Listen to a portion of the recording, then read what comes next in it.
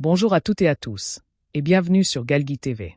Aujourd'hui, je vous propose un tour complet de l'actualité sénégalaise, économie, jeunesse, sport et perspectives pour le pays.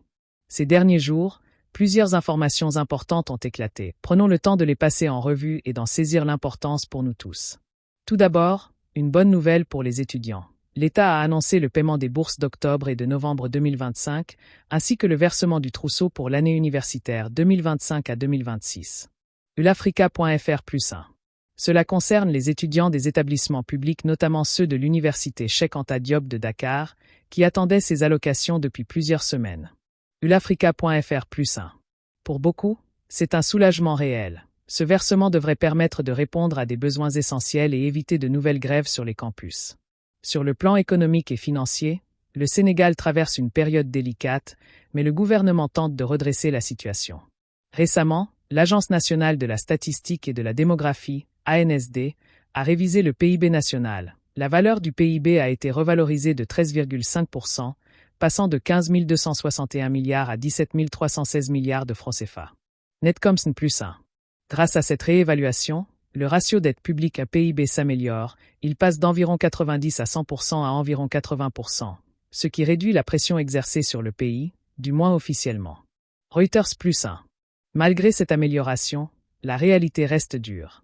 Le Sénégal fait face à d'importants besoins de liquidité. Le ministre des Finances a indiqué que le pays pourrait avoir besoin en moyenne de 6 000 milliards de francs CFA par an pour faire face à ses engagements. Reuters. Le FMI, qui suit de près la situation, s'est dit préoccupé par ses besoins, craignant pour la soutenabilité de la dette. Reuters +1. En réponse, le gouvernement a lancé une politique de gestion active de la dette.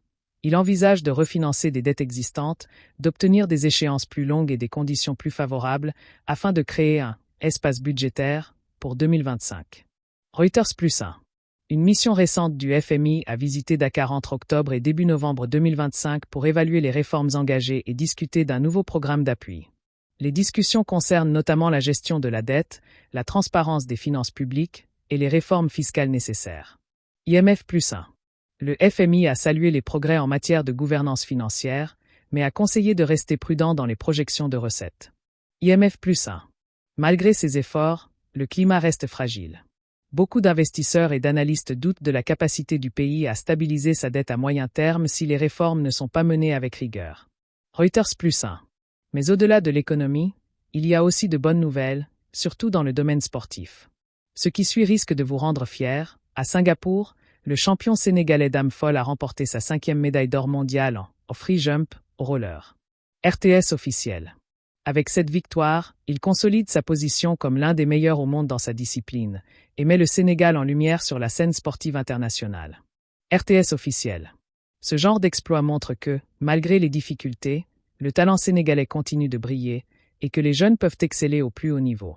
Quand on regarde l'ensemble, ce qu'il faut retenir c'est qu'aujourd'hui, le Sénégal vit un moment charnière.